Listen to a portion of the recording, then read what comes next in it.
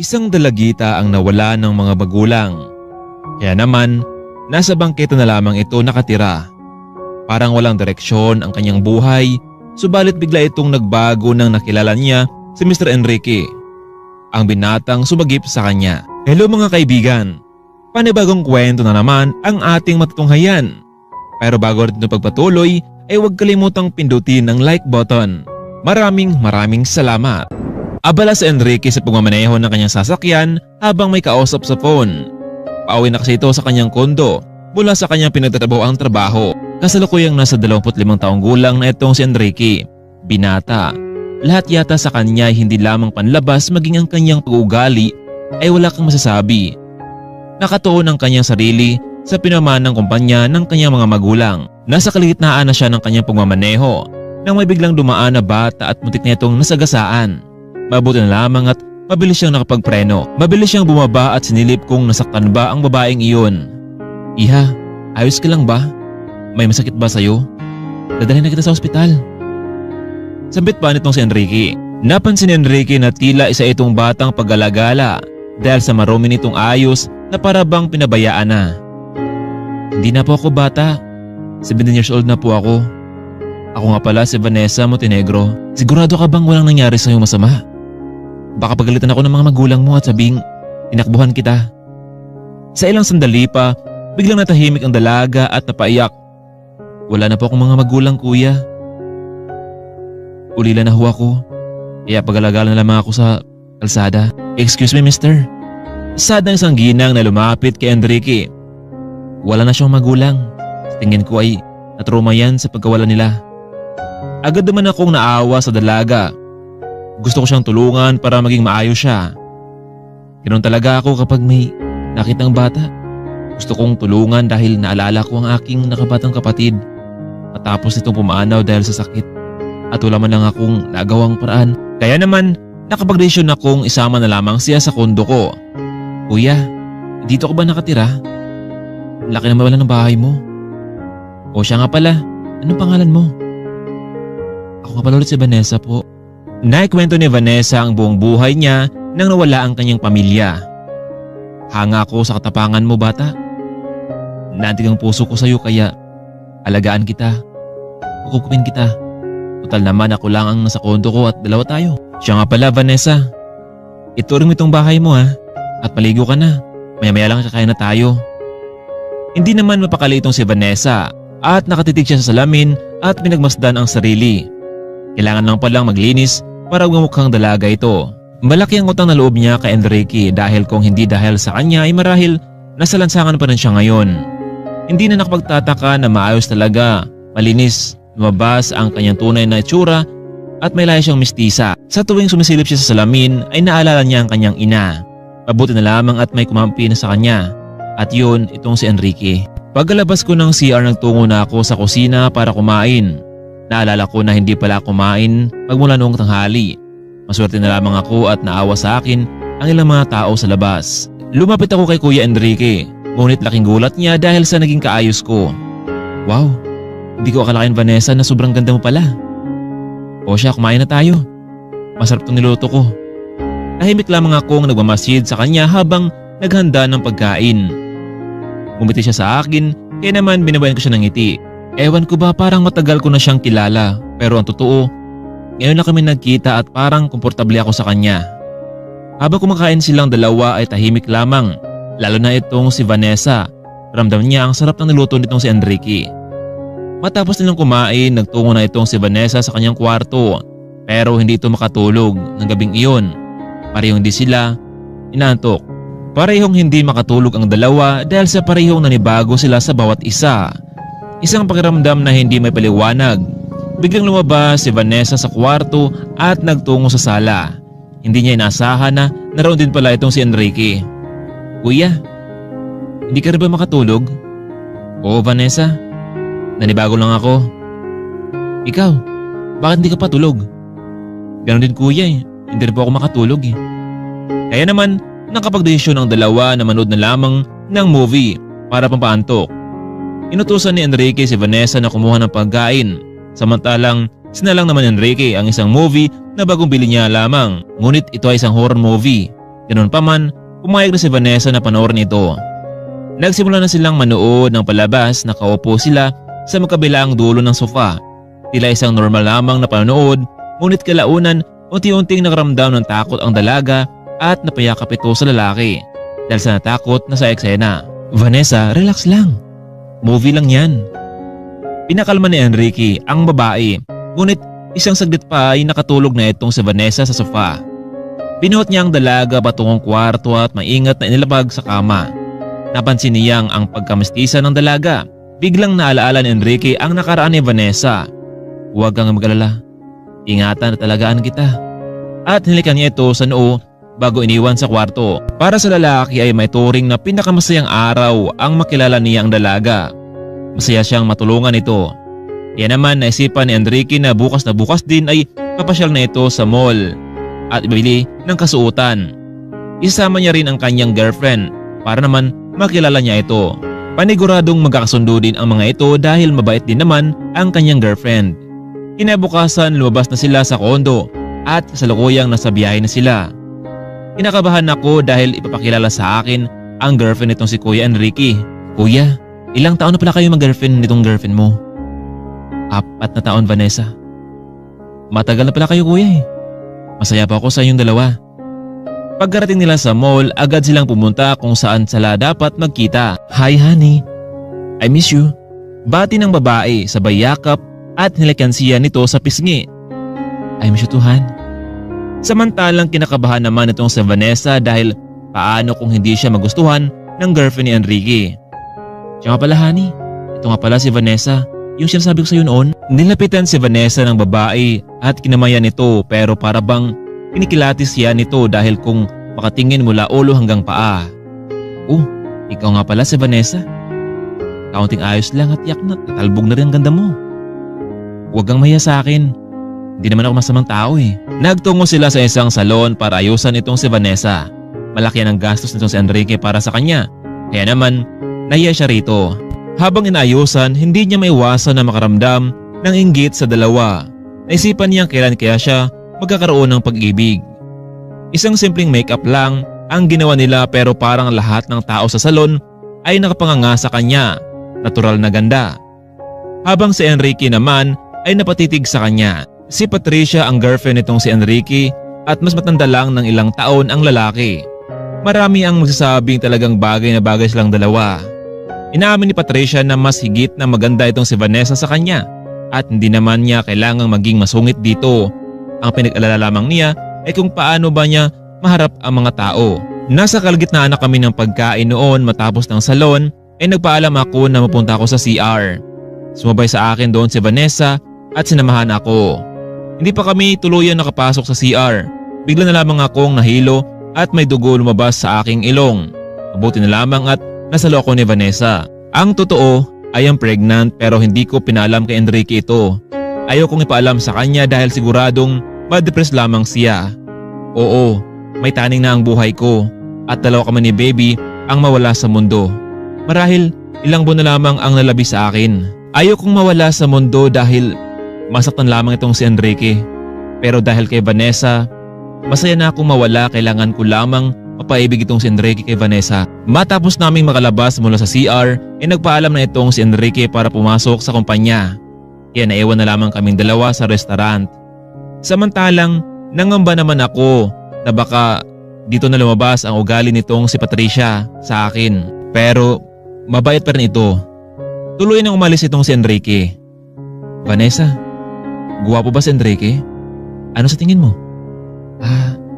Oo naman po, Ma'am Patricia. Guwapo siya. Hindi ko alam kung bakit ito sinasabi ni Ma'am Patricia sa akin. Sa halip na magalit at magselos sa akin. Ano bang gusto niyang mangyari? Sa tingin mo ba, may magkagusto sa kanya? Ma'am, hindi naman po sanang himasok ako sa inyong relasyon. Pero walang babaeng hindi magkagusto sa kanya. So, gusto mo ba siya, Vanessa? Laking gulat ng dalaga sa tanong nitong si Patricia sa kanya. At ngayon, mahinala siyang nagsiselos na ito sa kanya. Ma'am, hindi naman po. Kuya lang po ang turing ko sa kanya. Hindi ako karapat-dapat. Kayo po ang bagay ni Kuya Enrique. ayaw pong masira ang relasyon ninyo. Biglang nalungkot itong si Patricia sa sinabi ng dalaga. Vanessa, wala ka namang masisirang relasyon, di ba? Hindi naman mahirap mahalin itong si Enrique. Kitang-kita ko sa mga mata na talagang may paghanga sa kanya itong si Vanessa. Alam mo Vanessa, marahil sa ngayon, kapatid ang turing mo sa kanya. Pero hindi rin maglaon ay matutunan mo siyang mahalin. Alam mo, sasabihin ko sa kanya ang totoo kung ano ang nililihim ko sa kanya. At hindi na ako natakot dahil alam kong may taong kagaya mo na mag-aalaga sa kanya sa oras na mawala ako. Vanessa, hayaan mo na lamang ang puso mo na mahalin siya. Kapag nangyari yun, lumaban ka. Ma'am, bakit mo ito ginagawa sa akin? Akala ko ba'y mahal mo si Kuya Enrique? Vanessa, oo. Mahal ko ang kuya mo pero katulad ng sinabi ko sa'yo, ilang buwan na lamang ang nalabi ng buhay ko dahil may kanser ako. At nasa huling stage na ito. Kaya Vanessa, pakiusap. Kahit paano'y na pinagsamahan tayo, hindi ba? Subukan mo.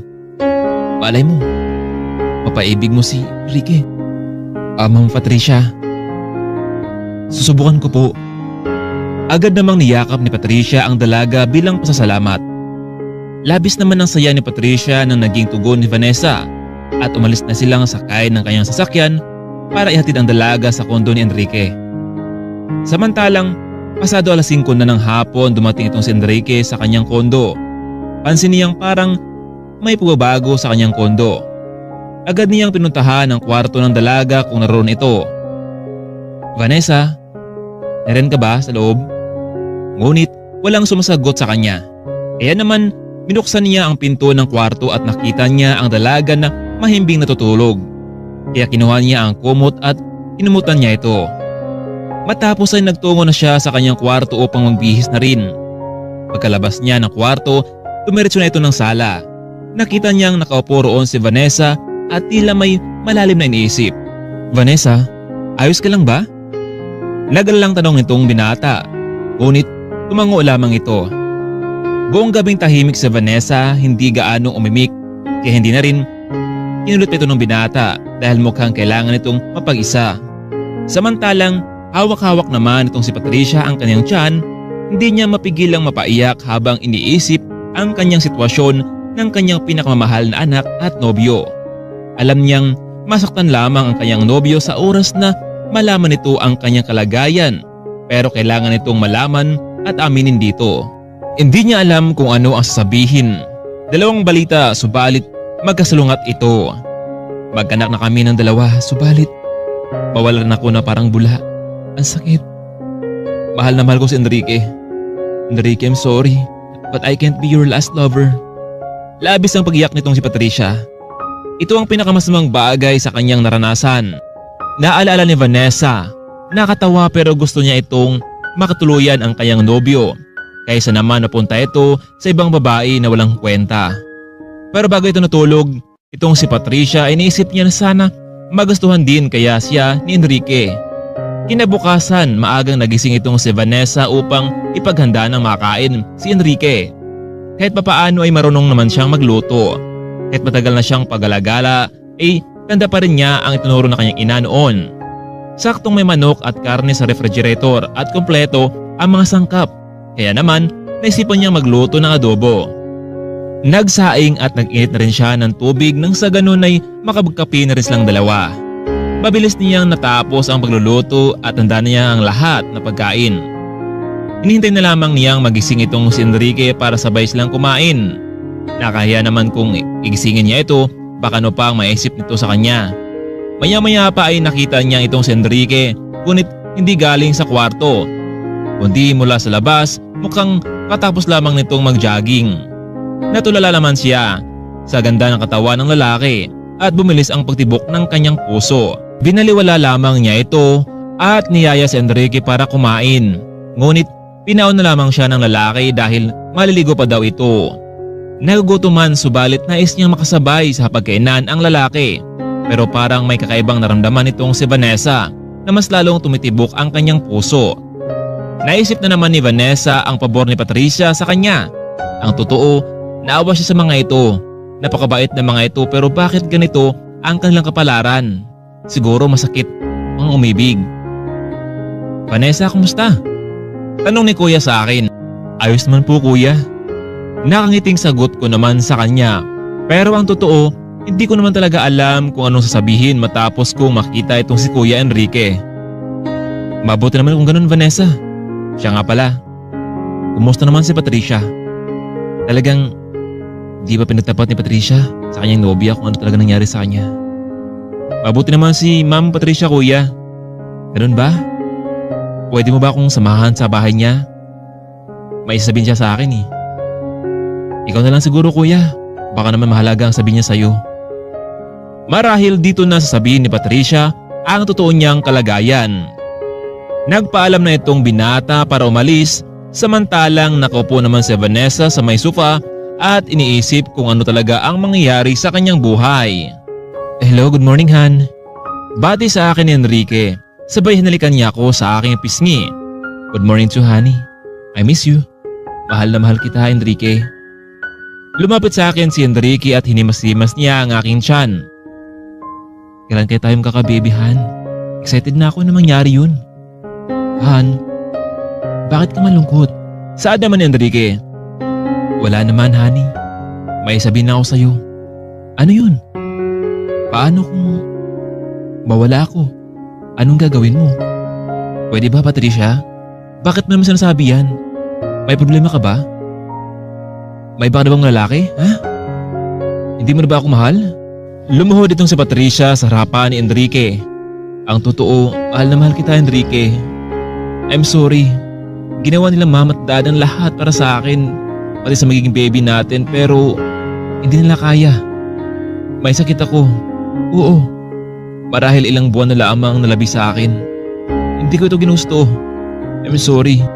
Maya-maya pa biglang umubo itong si Patricia at nakita akong may dugo sa kanyang kamay at ilang saglit pa bigla itong nawala ng malay.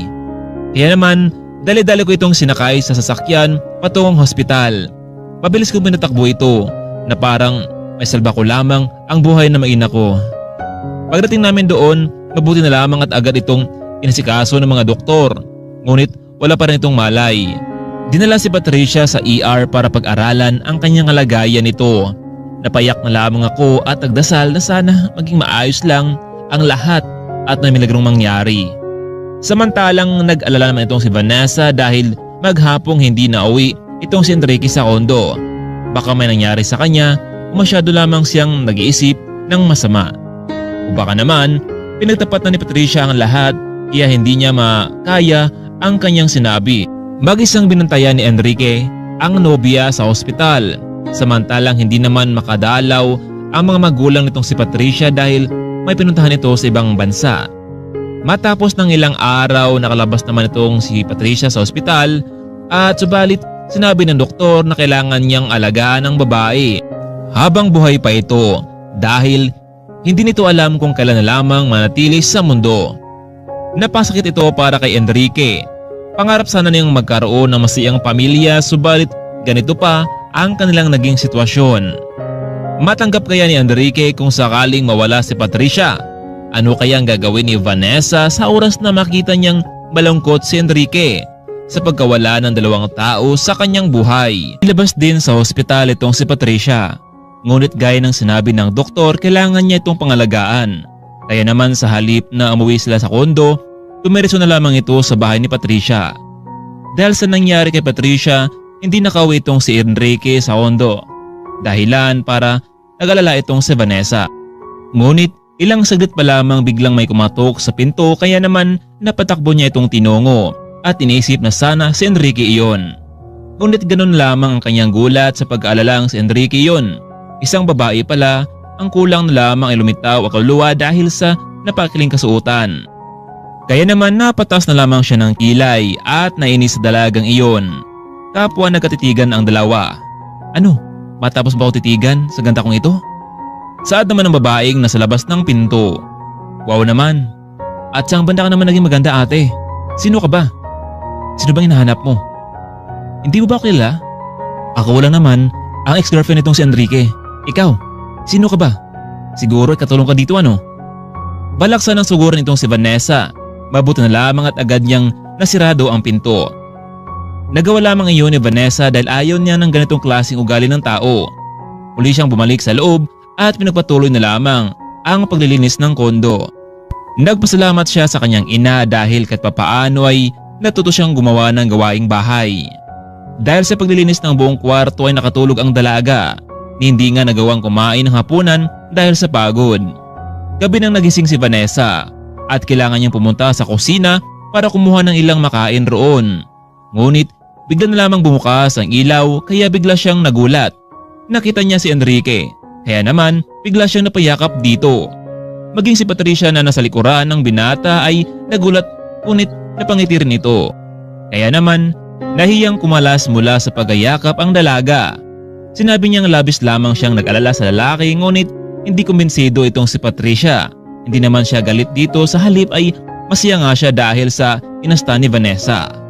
Parehong nagkumustahan ang tatlo, maging ang tungkol sa pagkikita ni na Vanessa at yung ex-girlfriend nitong si Enrique na umasta kung sino pero hindi ito naging nanaig kay Vanessa. Nasasabi ni Patricia sa kanyang isipan na malakas na itong si Vanessa para naman hindi na muling pumasok sa buhay ni Enrique ang babaeng iyon. Samantalang masaya ang tatlo habang kumakain sa kusina. Hindi na lamang muna iniisip nila ang problema sa buhay. Magkasama silang tatlo na titira sa kanilang kondo. Kailangan niyang kasing alagaan si Patricia at sa tulong na rin itong si Vanessa. Matapos nilang kumain, si Enrique ang nagpresentang hugas ng pinggan. Samantalang ang dalawa namang babae ay nagpatuloy sa pag-uusap. Inasahan ni Enrique na magagawa niyang mapasaya ang nobya sa mga natitirang buhay nito. Wala din siyang balak pang magmahal pa ng iba. Ito na lamang ang bukod tanging babae na para sa kanya. May posibilidad pa kayang makapasok itong si Vanessa sa buhay ni Enrique? Talaga namang hanggang doon na lang. Isang buwan ang lumipas, maraming mga bagay na nagbago. Masasabi kong marami akong natutunan at handa na akong makisabayan sa mga mayayaman. Pinag-aral ako ni Kuya Enrique noong una. Ang akala ko sa isang private school. Pero kumuha siya ng private teacher na magtuturo sa akin para kung sakaling magaling na ako, ipapasok niya ako sa isang sikat na universidad. Kailangan kong matuto ng gusto upang maipasa ko ang exam. Kinakailangan sagutan upang makatungtong ako sa gradong dapat na kabibilangan ko. Hindi naman mahirap iyon para sa akin dahil magaling naman ang natuturo sa akin at naunawaan ko naman ang lessons. Matapos ng aming pag-aaral ay umuwi muna ang tutor ko. Nakaupo na lamang ako habang nakahawak ng phone. Wala kasi akong nagawa dahil kakatapos ko lang ding gawain ang mga gawaing bahay. Napatingin ako sa orasan, 10:00 pa lang ng umaga. Sobra akong nababagot. Wala si Kuya at Patricia dahil abala sila sa pamamasyal. Sa mga buwan na nagdaan, wala silang inaksayang pagkakataon. Lagi silang namamasyal. Masaya naman si Vanessa nang makitang masaya ang dalawa na siyang nagupkop sa kanya. Ngunit sa kabilang banda naman, ang puso niya ay hindi masaya, laging may kulang. Pero kapag kaharap niya ang binata, tila mabilis ang pagtibok ng puso nito. Kahit anong gagawin niya ay hindi matakasan ang kanyang naramdaman sa binata.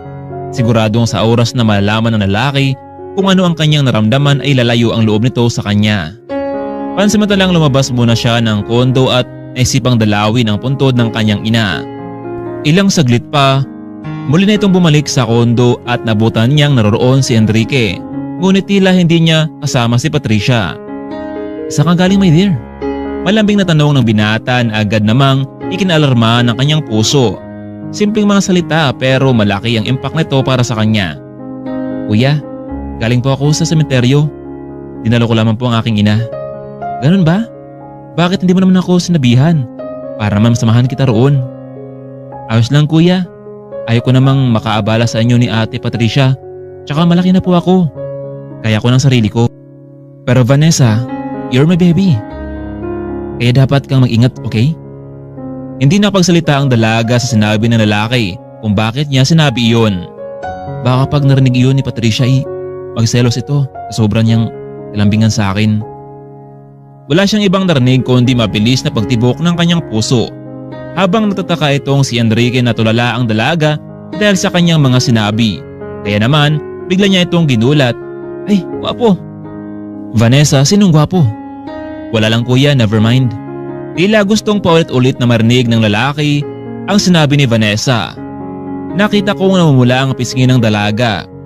Pwede bang ulitin yun, Vanessa? Kuya, narinig mo hindi ba? Labis tuloy nahiya ang dalaga. Patakbo na sana ito sa kanyang kwarto. Vanessa, teka lang. Bakit ganyan ka sa akin? Na para bang iba ka na? Tuloy nang umalis ang dalaga patungong kwarto habang nasa loob ay naiyak na lamang siya. Pero pinunasan na lamang ang kanyang mga luha.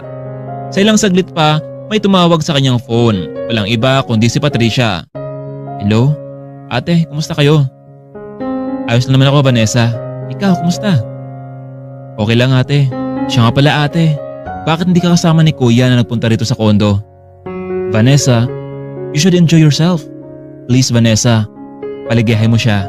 Sa ngayon, nandito ako kina Mama at Dad. Napabuntong hininga na lamang ang dalaga sa sinabi ni Patricia. Minsan naisip ni Vanessa na parang hindi siya nobya ng kanyang kuya. Siya nga pala, ate. Bakit hindi ka kasama ni Kuya na nagpunta rito sa kondo? Vanessa, you should enjoy yourself. Please, Vanessa, paligayahin mo siya. Sa ngayon, nandito ako kina Mama at Dad. Napabuntong hininga na lamang ang dalaga sa sinabi ni Patricia. Minsan naisip ni Vanessa na parang hindi siya nobya ng kanyang kuya. Samantalang, napapaisip naman itong si Enrique kung may nagawa ba siyang mali sa dalaga dahil parang iba na ang kinikilos nito. Napapansin kaya ni Enrique kung ano ang naramdaman nitong si Vanessa. Magiging dalawa kaya sila sa puso ng lalaki. Halos isang linggo na ring hindi kinikibo ni Vanessa itong si Enrique. Sa tuwing kinakausap siya ng binata ay humahanap siya ng paraan para makalayo dito dahil nasaktan siya sa kanyang pagmamahal na hindi kayang suklian ng lalaki. Samantalang isang linggo na ring hindi nakikita at nakasama ni Enrique itong si Patricia dahil naroon ito sa kanyang mga magulang tumira. Samantalang samot-sari naman ang naging emosyon ng lalaki dahil hindi niya alam kung bakit malamig ang pakikitungo ng dalaga sa kanya. Minsan napansin ng ilang mga kaibigan sa trabaho ng binata na malungkot ito. Kaya naman nagkaroon sila ng oras para yayain muna itong binata sa bar bilang katuwaan para naman mawala ang kanyang problema na dinadala. Habang nasa bar ang magkaibigan, tinext na lamang nito itong si Vanessa. Pero ang tanging sagot lamang ni Vanessa ay okay lang daw. Hello babe, you look so stressed. Ano nangyari? May problema ba? Pwede ba, Monica?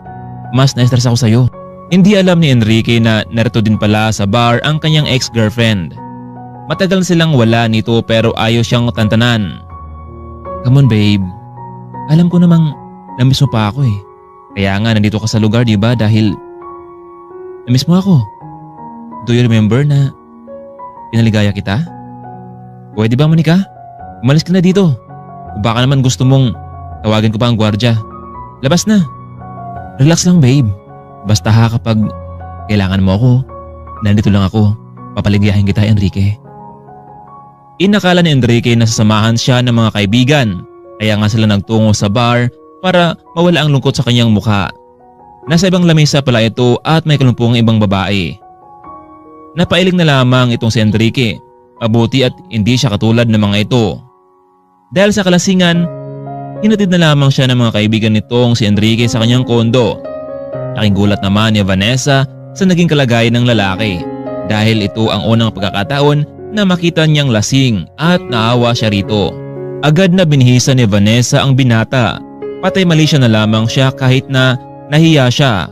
Kinakailangan niyang bihisan ito dahil wala namang ibang gagawa nito kundi siya lamang at ibinilin ito sa kanya ni Patricia. Matapos bihisan, tumayo na sana siya pero biglang hinawakan ni Enrique ang kanyang kamay at biglang hinatak o palapit sa lalaki. Kaya naman, nawalan siya ng balansi at napibabaw sa lalaki. Nagulat itong si Vanessa. Gusto niyang makawala pero mahigpit ang pagkayapos ng lalaki sa kanya. Dito ka lang, Vanessa. Marahan pero may malambing na boses. Ilang saglit pa gumiling ang lalaki at ngayon ay nasa ibabaw na ito habang si Vanessa naman ang nasa ilalim. Tinulak niya ang lalaki pero mabigat ito. Ang binata, nakita ni Vanessa ang lungkot sa mga mata ni Enrique. Vanessa, dito ka lang. Bigla siyang hinalikan ni Enrique. Gusto niyang kumalas pero walang nagawa ang dalaga at nangyari na nga ang hindi inaasahan. tuluyang sumabay ang katawan ng dalaga. Kinabukasan maagang nagising itong si Vanessa para makaalis sa kwarto ni Enrique. Kahit halos napaiyak na lamang siya dahil sa naramdamang sakit sa pagitan ng kanyang hita at tuluyan na siyang nakalabas sa kwarto. Kasunod namang nagising si Enrique nang makita niyang may bakas ng dugo sa kanyang kama. Agad niyang kinatok ang pinto ni Vanessa at pinagbuksan naman siya nito. "Bakit kuya?" Medyo kinakabahan si Vanessa pero hindi niya lamang ito pinapahalata. Vanessa, wala kasi akong naalala kagabi dahil lasing ako. Gusto ko lang itanong sa'yo, bakit may dugo sa kama ko?" "Ewan ko kuya. Siguro, tanungin mo na lamang yung babaeng kasama mo kagabi." Hindi niya pinagtapat sa lalaki na may nangyari sa nilang dalawa. Sobrang masakit iyon para kay Vanessa dahil hindi man lang naalaala ni Enrique na may nangyari sa kanila. Nagtataka man ang binata, tila pakiramdam niya na may mali at may duda siyang sa mga oras na iyon. Wala siyang balak na taluhin si Vanessa na kapatid lamang ang turing niya dito. Pagsisihan niya sa oras na may nagawa siyang malaking pagkakamali dito. Isang buwan pa ang lumipas, paikli ng paikli ang buhay ni Patricia. Naging masaya ito na hawak ang kanyang tiyan. Wala siyang pinagsisihan sa buhay, kundi ito na lamang siya kung ano man ang tadhana. Makita lamang niyang masaya at maayos ang kanyang mahal ay wala na siyang ibang hilingin pa. Mas maging panatag itong si Patricia na mawala sa mundo kasama ng kanyang anak, at least may papalit sa kanya. Sigurado akong magiging masaya itong si Enrique, lalo na may magiging anak na sila ni Vanessa. Matapos ang pagbakasyon ni Patricia sa ibang bansa ay umuwi na ito sa Pilipinas kasama ng kanyang mga magulang. Alam na ng mga ito na talagang malapit na siyang mawala. Inisip nilang sakaling mawala ito ay sa Pilipinas na lamang siya ibuburol. Kaya nang nalaman ni Enrique na nakauwi na sa Pilipinas ang kanyang nobya, agad na dinalaw ni na Enrique at Vanessa ang dalagang may sakit. Samantalang nasa pagkainan naman silang lahat noon habang kumakain at nagkumustahan ang lahat. Pinakilala ni Enrique itong si Vanessa sa mga magulang ni Patricia. Pero ang totoo, alam na ng mga ito dahil sinabi na noon ni Patricia na may kasama itong si Enrique sa kondo. Habang nasa pagkainan, biglang naduwal itong si Vanessa. "I'm sorry po. Hindi ko po kasi nagustuhan ang lasa ng adobo." Agad na kinlabutan itong si Patricia dahil ganito rin ang kanyang pakiramdam noong nabuntis siya. Ayaw niya ng ganitong amoy. Nalalaman ni Patricia ang mga sintomas kung buntis nga ba ang isang babae. Kaya naman noong mga pagkakataon, kinausap niya ng personal itong si Vanessa. At nalaman itong si Patricia na mayroon talagang nangyari sa kanilang dalawa. "Honey, bakit para yatang namutla ka?" Tanong naman sa kanya nitong si Enrique. "Okay na ako, Han. Don't mind it." Nakangiti at nakaharap ito sa kanya. "I don't believe, Han. Alam kong hindi ka okay.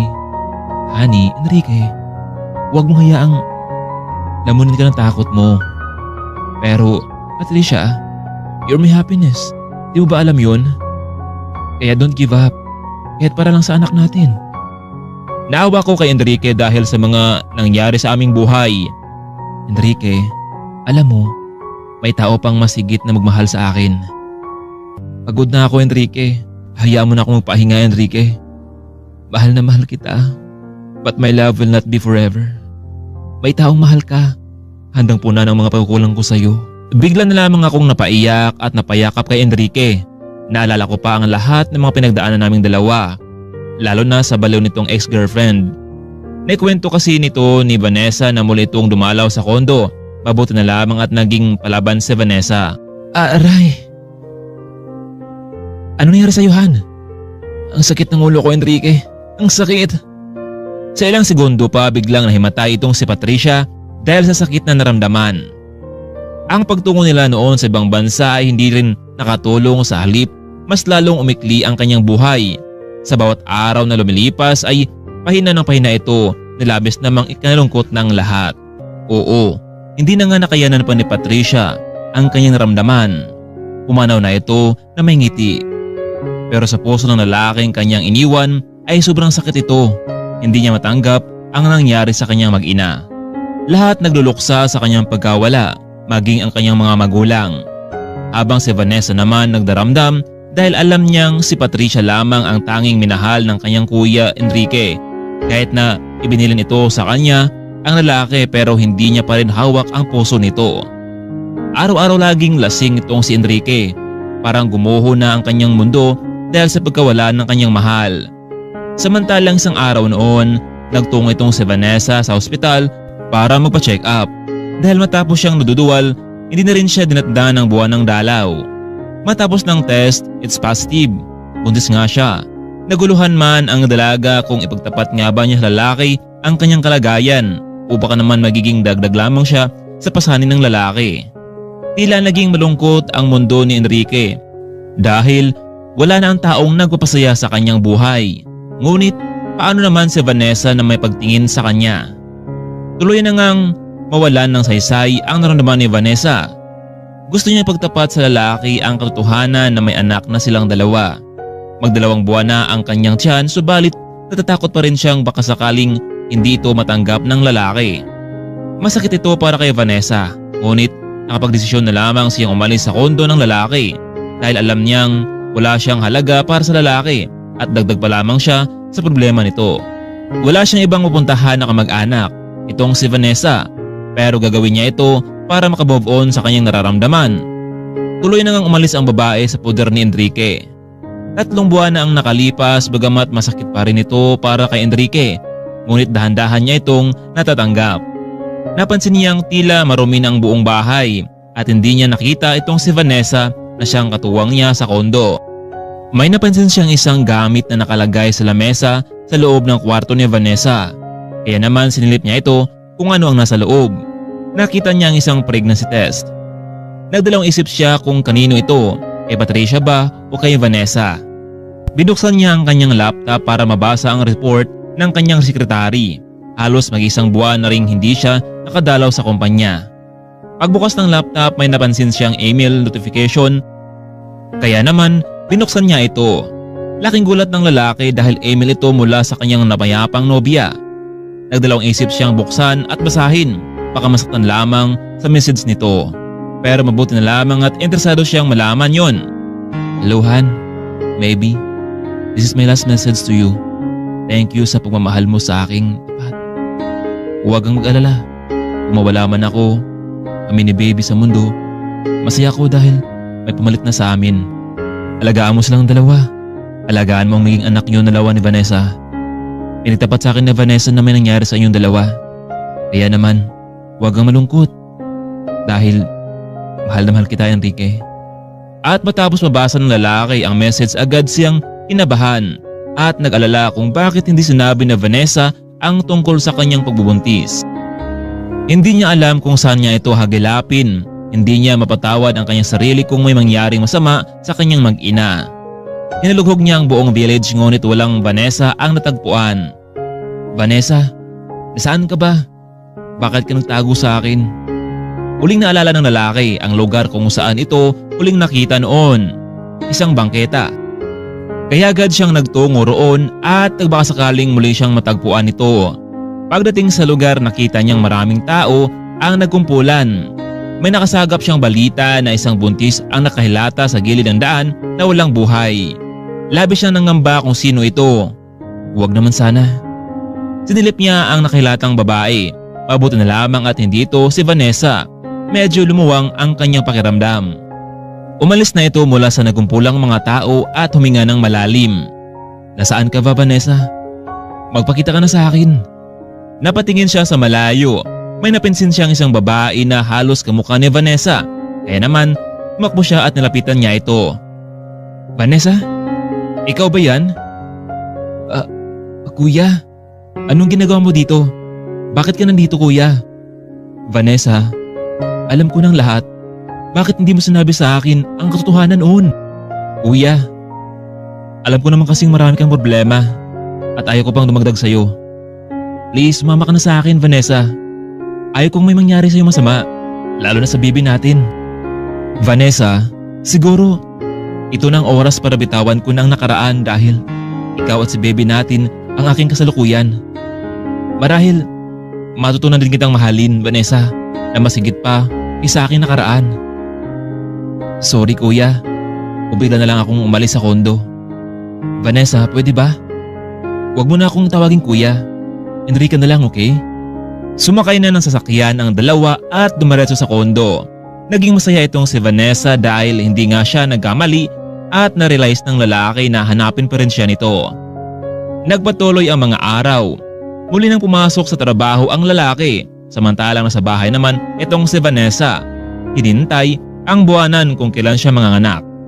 Isang araw noon, muling may kumatok sa pinto. Inakala ni Vanessa ng teacher niya iyon, pero nagkamali siya. Dahil muling bumalik ang dating ex-girlfriend nitong si Enrique na si Monica. Anong ginagawa nila? Oh, you again? Tingnan mo nga naman ang dating katulong sa kondo, ngayon ay buntis na. Siguro, nilalandi mo ang nobyo ko Miss, anong sinasabi mo riyan? Sa pagkakaalam ko, wala na kay Enrique, hindi ba? Si Patricia ang kanyang mahal noon at ngayon ako na. Nakita mo bang pruweba? Walang hiya kayo. Pinagkaisahan niyo ako ni Patricia. Kaya narapat lamang na sumunod ka sa kanya. Bigla siyang hinawakan ni Monica sa buhok at kinaladkad palabas ng kondo. Bitawan mo ako. Nasaktan ako. Labis ang pag-alala ni Vanessa, lalo na sa kanyang sanggol na dinadala. Baka kung ano mangyari dito. Maya-maya pa, mabuti na lamang at nakita sila ng isang staff ng kondo at agad inawat itong si Monica. Sa hindi inaasahan, may mga dugong lumabas mula kay Vanessa at labis niya itong pinag-alala. Samantalang agad namang tumawag ng ambulansya ang staff ng kondo at dinala si Vanessa sa ospital para magapan ang pagdurugo nito. Hello? Sino to? Sir Enrique. Staff ito ng kondo. May masamang balita po kayo. Sinugod namin si Ma'am Vanessa sa ospital dahil sa pagdurugo. May babae kasing nanggulo dito. Ano? Kumusta naman si Vanessa? Sa ngayon po ay kasalukuyan siyang inobserbahan ng doktor. Sige, pupunta ako sa ospital. Nagbadali namang nagtungo ang binata sa ospital para makita ang mag-ina. Hindi niya gustong muling mangyari pa ang nakaraan na biglang na lamang silang iniwan ng kanyang dating mahal. Vanessa, what's wrong? Enrique, sinugod ako ni Monica sa kondo natin. Kumusta naman ang baby natin? Hindi ko pa alam, Enrique. Pwede bang ikaw na lang ang pagtanong sa doktor? Ilang saglit pa, pumasok ng doktor. Dok, kumusta po si Vanessa? Mister, pabuti na lang at malakas ang kapit ng bata. Kaya dapat mong alagaan ang asawa mo, pati na rin ang anak mo, habang hindi pa ito tuluyang isinilang. Medyo gumaan ang pakiramdam ni Enrique matapos marinig ang findings ng doktor. Vanessa, hindi ko hayaan na pati kayo ay mawala sa buhay ko. Habang hindi pa tuluyang lumabas si baby sa tiyan mo, ay magpakasal na tayo para walang sinuman ang manggulo sa atin. Papayag ka ba, Vanessa? Enrique, totoo bang narinig ko? Tama ka, Vanessa. Oo. Alam mo, siguro nga, nagbulubulagan lamang ako pero ang totoo, noong nawala ka, labis akong nag-alala sa'yo. Nagpasalamat nga ako dahil kahit may nawala sa buhay ko, muli ay dumating ka sa buhay ko. Enrique, alam mo, matagal na akong may gusto sa'yo. Pero sino ba naman ako para umibig sa taong katulad mo? Vanessa, walang pinipili kung ang puso na ang siyang magmahal. Yes, Enrique, I will marry you. Bago pa man tuluyang nanganak si Vanessa ay natapos na rin ang kanilang simpleng kasal at ganap na silang mag-asawa. Hindi naman hinayaan pa ni Enrique na may pumasok sa kondo na hindi nila kakilala, lalo na si Monica. Dumating na sa punto na isnilang na nga ni Vanessa ang anak nila ni Enrique. Isang batang lalaki ito at halos walang pinagkaiba sa mukha ng lalaki. Hindi matumbasan ang kaligayahang naramdaman ni Enrique dahil sa wakas isa na siyang ganap na daddy. Sa buhay ng tao, totoong masabi nating may mawawala at may darating din sa hindi natin inaasahan. Katulad na lamang sa kwentong pag-ibig ni na Patricia, Vanessa at Enrique. Mga kaibigan, hanggang dito na lamang muna. Labis pa ako nagpapasalamat dahil sa patuloy ninyong pagsuporta sa aking munting channel. Hanggang sa susunod pa nating mga kwentong pag-ibig. Maraming salamat at paalam.